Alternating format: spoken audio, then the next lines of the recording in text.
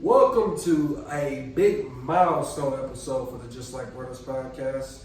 We are now on episode 10. Two fists, two heads, all of that. I'm Kai Jones, the owner of WJG Sports, and to my left is... Like Obibi, the main man, my big brother right here, Kai Jones. Yes, sir. Thank you so much for the support of the podcast and all of the support on YouTube. We got a lot more subscribers coming in, so... Right, we appreciate that. We are also appreciative of the fact that the hurricane was not too damaging to our areas. Yeah. But we also want to send our thoughts and prayers to everyone affected on the coast. Yeah, it was kind of a rough going for them, even though the storm was a lot weaker. I mean, it was still a pretty big storm that they got. So yeah, definitely are people out in Hatteras, Buxton, all the way up and down the North Carolina coastline. Our best wishes are with y'all, and hopefully recovery is quick as it possibly can be. Yeah. But yeah, let's get to it, God. We have a big show today, right? Of course, we didn't get to do our football show because technically week 3, it's Monday right now because that's when we're filming. Yep. So week 3 is technically not over yet, so we didn't have a chance to do our football show. If we won't get a chance to this week, hopefully if the weather holds up, we'll get one to you Saturday. The weather's got to hold up at some point. I mean, we want to do the show, but the weather's just not been so kind, unfortunately. Right, but there was a lot of games played last Wednesday, of course. We're going to start off with one of the big ones, of course, was Cleveland versus Southeast Raleigh. I actually went out in that game, and man, Amari Hampton. Oh, he's the truth. Real that kid, and I still can't believe when Kai told me he was a sophomore. I was just looking at him like, hold on a second. Deal.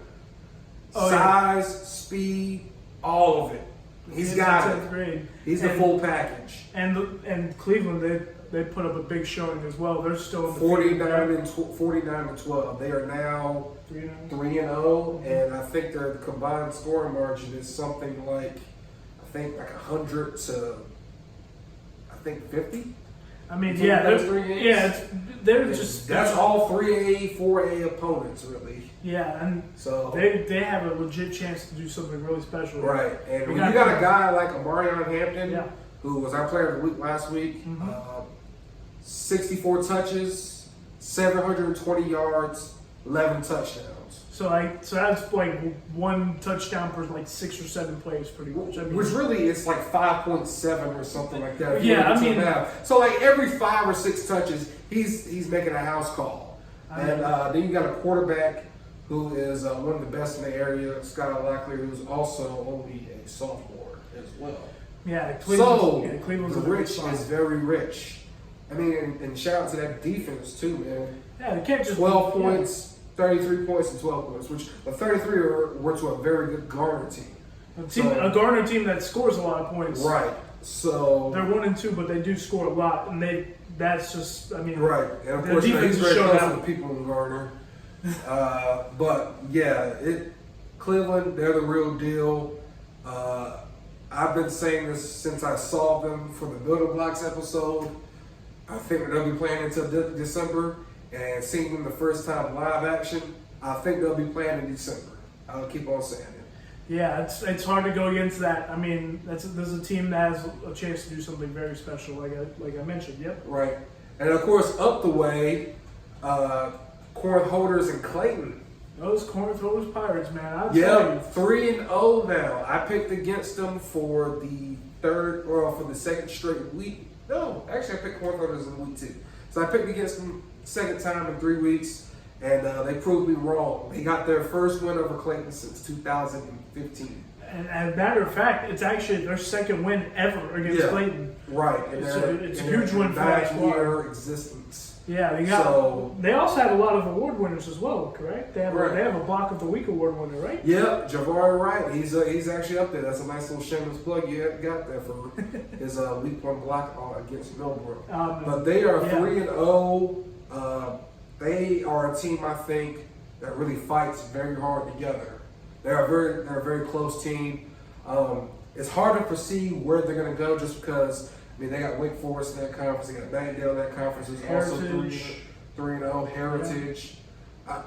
it's hard to see where Cornholders is heading, but they're a good team. They're a team that's going to compete. Right. I think it really shows. They played a Clayton team. I know that they've struggled, but they're a historically good program. Right. But those Powers, man, they've made me look really good. Because I picked them, I think, 2 weeks in a row. But I think that Corinth Holders, who's that running back that kind of still Cameron Whitaker. Yeah, playing hurt and gets two big first downs to end the game, shoot the clock out. And of course, Jeffrey Palmer, the big offensive lineman / defensive lineman, he came through, got a punt block. Langston Robinson picks it up and scored it. And that was really one of those things that kind of sealed the deal for Corinth Holders. It's kind of like a difference-making player, yeah. Clayton, of course, did fight back hard, of course, with Jalen Chadwick. Chadwick, yeah. He busted through for a big 60, 70-yard touchdown right after they got that punt block touchdown. So they came back and they got it within one-score game. But Clayton, it's just really tough. Because watching them, I think the biggest thing is just the discipline. They got to get more discipline. They beat themselves a lot during that game. I think they would probably admit that they probably didn't play their best game. And with the guy that they started out with, when you consider that they start with Richmond County, who's a state contender. Then you start with, then after that you go to Wake Forest, who's also a state contender. Of course, 3 state championships in a row. You got a Corinth Holder who's much improved and who also has a chip on their shoulder of Clayton's kind of dominated. Well, I wouldn't say they've dominated that rivalry. Yes, and you got to consider Corinth Holders and Clayton. They all come up through the same middle school. Yeah, all those kids know. Same with Cleveland. I feel like all those kids know each other. So. Right. So all of those kids know each other. They wanted to win that. Corinth Holders. Hats off to them for doing what they were supposed to do. For Clayton, it's just all about trying to figure out and get that next win. Once you can figure out and get one, maybe you can start piling them up a little bit, but it doesn't get easy. They play Garner this week, so I think that's a game they can get. It's going to be a high-scoring game, but we picked that along with other ones in our game picks presented by We Up Athletic Group. Right, of course, good plug there. And then another game that happened that night, another rivalry game. Goldsboro gets a big win over Southern Wayne. Yeah, I picked Southern Wayne. Of course, he picked Goldsboro. That's okay. Goldsboro, they made the plays in the fourth quarter. There's a lot of grit to that Goldsboro team, and it seems like they're determined to win despite their circumstances. They lost their starting quarterback for pretty much most of the season at least, and they found a way to put together some offense these last 2 games against Eastern Wayne and Southern Wayne to be able to come out on top. So kudos to them. Southern Wayne held tight for most of that game until the end of the fourth quarter. I think they played a really good game. They got North this week. I think that'll be a team that they can bounce back against. I don't know if they'll necessarily win, but I think that's a game where they can play. I think that's one of those good old 50-50 games. Yeah, it's really, like, if you remember, Southern Wayne last time out against North Lenore ended their losing streak. What was it, 18-game losing streak? Right. So North Lenore's going to want some revenge. They're off to a good start, 2-0 start. Southern Wayne, of course, is 1-2 right now. They lost one game by 1 point, and then lost to Goldsboro by 12. Beat James Kingdom 31-2. But it was by 12, but that Goldsboro, it was close to the entire game. Goldsboro until like the end. Goldsboro went ahead with a go-ahead touchdown, and then Southern Wayne had a fumble and it turned into a touchdown. That put it away pretty much for Goldsboro. Yeah, Coach Tim Ray and those Goldsboro Cougars, they're doing a really good job with what they have. And of course, they have one of our Game of the Week contenders. We're not actually. I'm WJG Sports. We're not actually going to announce it until tomorrow because we got a poll up on our Instagram. Yeah, please vote on that. By the way, he's got a lot of really good choices of games where he'd like to go. So yeah. If you want to win, let us know. But if not, it's okay. There'll be a game of the week, and we'll announce that. Put on a graphic on our. I'm not sure about my own game of the week either. It's kind of tough to rebound, from coming off a hurricane to now just trying to figure out Okay, where are we going? I was going to say, with the support you've given us, we hope you bear with us on those. But yeah, definitely check us out. But of course, you got your first taste of Wayne/Johnson County action this week. You went to Princeton Rosewood Volleyball. What did you think of that? Princeton Gym is one of the nicest gyms I've ever been to. What's it called? Deacon Jones Gym? The Deacon Jones Gym? It's a beautiful gym. Beautiful gym. And the host Princeton, they had a really good showing. They straight sets win over Rosewood in the rivalry matchup. But nonetheless, that was really exciting for me, regardless of the result, to see some Wayne County/Johnson County action. I mean, it's like right on the other side of the county line, as you've told me. Right, of course, Rosewood, Princeton, big rivalry. Definitely going to be out there for a football game. I'm sure. Definitely.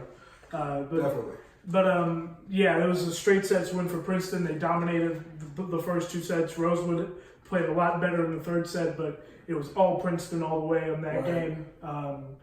And then, of course, I made a trek over to Rosewood for the football game against Spring Creek. Literally like 10 minutes away. Yeah, we did Different counties. We did a good job coordinating this, and I got to give credit to him because we recorded last Wednesday. Yeah, we recorded last Wednesday. And since I was here and I didn't have games to cover, I was just like, he's like, hey, you want to cover some games? I'm like, sure, okay. So I said with Princeton Rosewood and then Rosewood Spring Creek football. So now what did you think? I said that you would have fun watching the Gator offense. How did you think about that Gators offense? Man, they ran some trick plays. They had some things up their sleeve. They didn't have... it's very fun. It's a fun offense. Yes, it is. That fits them, that is going to make people want to actually come out and watch their games because it's not a very traditional offense in the fact of they specialize in one thing. They might do a flea flicker. They might hit a double reverse. They tried a double pass that was inches away from being a touchdown. Right. But it was all Rosewood in that game, 62-6. Right. I was very impressed with Rosewood. I got to look at that Eagle cane. It was really cool. Avante George had a big night. Davion Thompson had a big night. Will Harris had a good. All of those guys are really good football players. Yes, they are. And Will had a big night throwing the ball. I'll say, of course, Zach Brockton, he had a good night at the tight position. Yep. They are a really deep team, and I think they set the tone early in the game. Yeah, Davion had a pick six, and then Avante scored a rushing touchdown, their first offensive play, I believe. But Spring Creek, although they scored 6 points, they left some points on the board. Yeah. They did get a touchdown late in the first half before I jetted over to my next destination. Which, of course, was CB Aycock versus Hunt, which didn't go the Golden Falcons' way. Did not, no. The Golden Falcons, when I got there, they were down 8 at halftime. From what I was told, it was a real good back and forth first half. Right. But Hunt wasn't really sustaining drives. Right. They just hit on a couple of big plays in the first half. But then they came out and set a statement in the second half. They had the ball for 8 minutes, scored a touchdown right off the bat. But then the Golden Falcons did a good job answering. Clay Matthews hitting what was his name again? It was I forgot who it was. But Clay Matthews hit on a long touchdown pass on a third down play. Right. Cut it back to one possession. Then they got stopped, forced a punt. Then here they are going in late third quarter, having a chance to tie the game, and then it kind of fell apart from there. They fumbled on the exchange, on the handoff exchange, and then snap went over Clay's head, and that was 2 touchdowns for Hunt, and it was game over. Right. Which I think really the short week really hurt Aycock. Aycock is normally a team that's very precise in their planning and their rituals and how they kind of do things. There's some teams I think they can kind of roll out the ball per se. Of course you can't really do that in any football team, but I think sometimes you get those matchups where some teams are going to be more favored than others. And the way that CB Aycock runs their offense, which is quick timing and quick routes and everything like that, it has to be you need that full week of preparation really. Absolutely. to get together and get it all right and only having 2 practices, yeah, that always hurts. And of course, they might not have came out because it was also Labor Day too, so they might not have got the Monday practice in either. So. Yeah, that's what Coach everything kind of moved. I'm not saying everything kind of moved up really quickly. So I mean, although yes, I definitely agree with all that for sure. Right. The one thing too I want to say is we've kind of disrespected Hunt a little bit on this show because we have.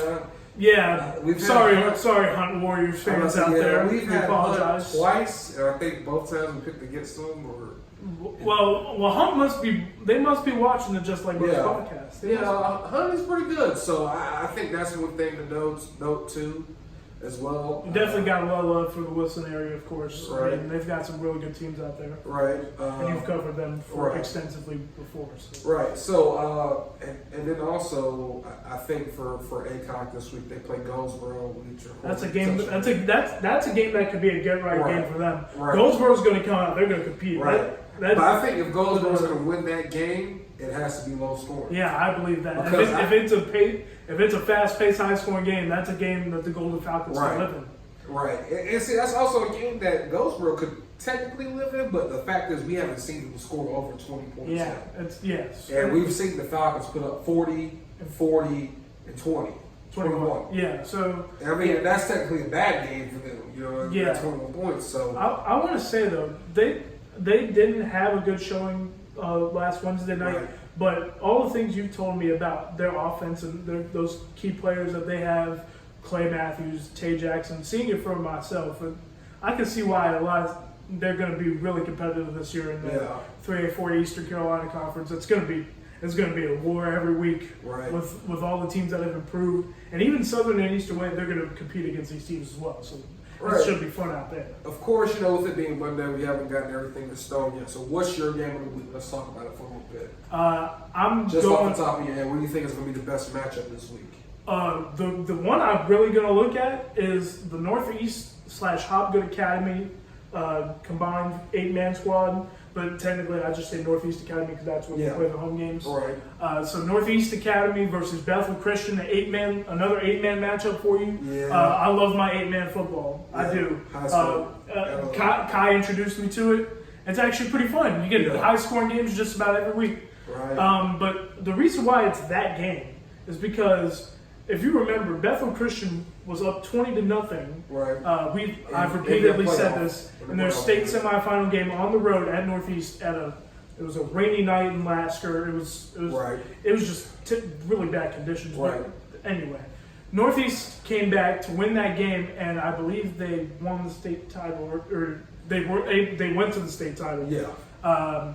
So Bethel Christian, who returned all but one player, Cody Dog, who was really good. They returned all but one player this year, and I know they want to beat Northeast. Right. So this is going to be a high-scoring, competitive game. And off the top of my head, I would consider that a game of the week. I think this is going to be probably their biggest test this week. Yeah, we're going to find out a lot about both teams. Yeah. What you got, brother? I think Bethel Christian. Will win. Ooh, yeah, and it's at home. Be a little bit more low scoring, because here's typically when you get 2 good 8-man teams together, typically it's going to be about the 40s.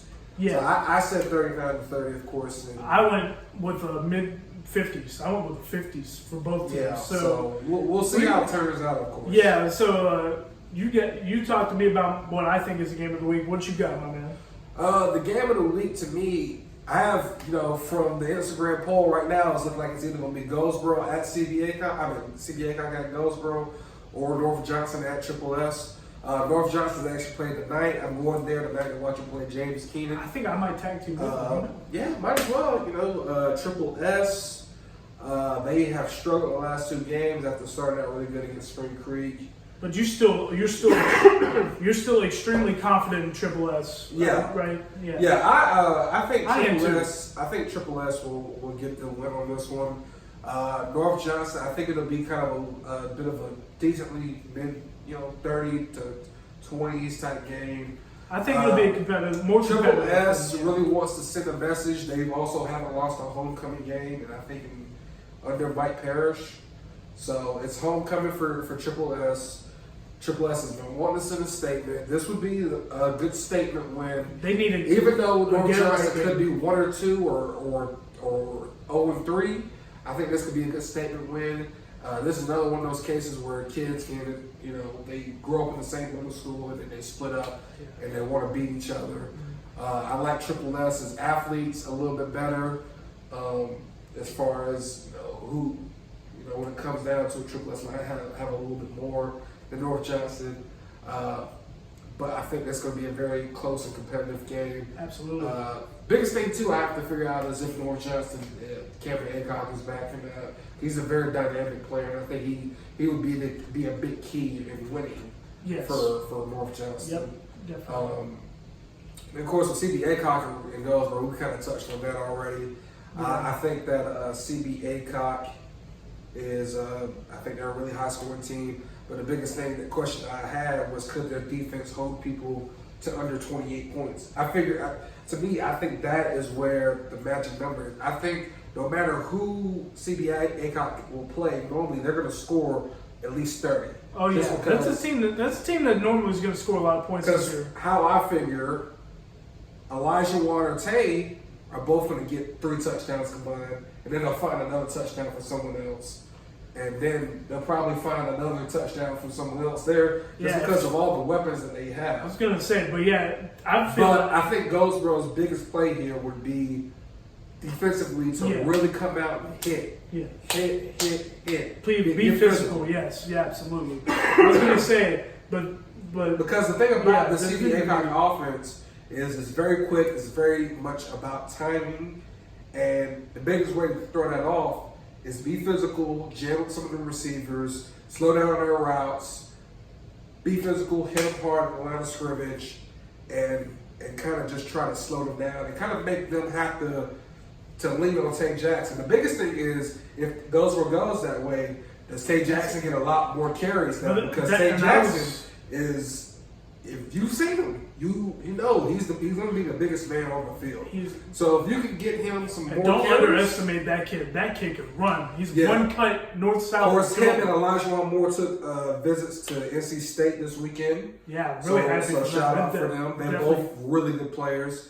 So I figure if Tay, it depends on how CB Aycock wants to play this. If they want to go downhill and use Tay more, I think that might favor them a little bit more. But I picked Goldsboro for this game just simply because the Goldsboro kids keep on telling me that I am sleeping on them. And the last 2 weeks... Everyone slept on, right? Everyone slept on. Last 2 weeks they proved me right. So I'm going to go with Goldsboro on this one just because they're at home. And I think sometimes that Goldsboro atmosphere sometimes can be a little intimidating just because it is very loud there normally. Yeah. And there is a lot of people that normally come out for those inter-county matchups. Absolutely. And it can be a little hard on times for kids to play in that. So I think, the biggest thing, like I said, is Goldsboro's going to have to keep it in the low 20s. It's going to have to be something like 21-20. They're going to have to win a slugfest to me. I don't think you're going to outgun CB Aycock. I'm totally with you on all that. I was going to say a little bit more about Tay Jackson. Like, he's going to set the tone and I feel like once he sets the tone, the offense opens up to where Clay can get out to all his weapons on the outside. Right. And I think I'm going to go with the Golden Falcons on this one. Love Goldsboro, love Coach Ray, but I'm going with the Golden Falcons. I think they're gonna score some points. That game against Hunt was kind of a refocusing point. And they had an extended week of rest. Right. So Goldsboro might be a little high coming off of 2 big rivalry wins. Now they gotta go to a third. Hey, that's true. When you play a county matchup, all the records are out the window. Goldsboro is going to be competitive in this game. Absolutely. Right. Of course, now the only thing that we have left, and we're going to talk about our game picks. Of course, we do not actually have those decided yet because there's still some games up in the air because we're shooting. There's still some games to be played tonight. There's about 3 games that we both picked differently. So who will decide who wins or loses? Because right now we're tied. Yeah. So we'll see. We'll let y'all know. Of course, they'll be on Instagram. I just want to win one week. That's it. Game picks presented by We Up Athletic Group. Thank you to Nick Oates and shout out to Nick to We Up for supporting us. And of course, you can book your appointment with them. We have information on how to do that on our Instagram and then also on our website. And of course, thank you again to We Up Athletic Group. Enjoy those picks. We have Player of the Week now out on. We have non-football, football, and then Block of the Week. We have all those already up for everyone now has at least one. We've got 2 football players of the week, which is of course Clay Matthews and then Amara Hinton for week 1 and week 2. And then of course for Hallie Brown, she was the non-football player of the week. From Goldsboro High, Goldsboro High, volleyball. Congratulations. And then Javar Wright from Corinth Holders won the first ever Block of the Week. We love our offensive linemen. Right. They don't get a lot of love. Nobody gets to talk to them because they're not doing. Hey, we for the underdogs over here. Yeah, and we got to shout out our offensive linemen. Right. People we know. There's some cool people to talk to as well. Yeah. So go check that out on YouTube. Thank you for subscribing. Absolutely. You can follow us on Twitter, WJG _sports. On Twitter, yep. And then Instagram is WJG Sports. WJG Sports. Twitter, YouTube is, of course, WJG Sports as well. And where can the people follow you at? They can follow me at StrikerNation24_ or for more high school sports info and happenings all over North Carolina at LMA Preps. And Kai Jones, where can they follow you? At MMJ Kai Jones. That's right. That's what I'm talking about. 10 episodes of the Just Like Brothers podcast. It's been really fun so far. Many more to come. We'll see you next time.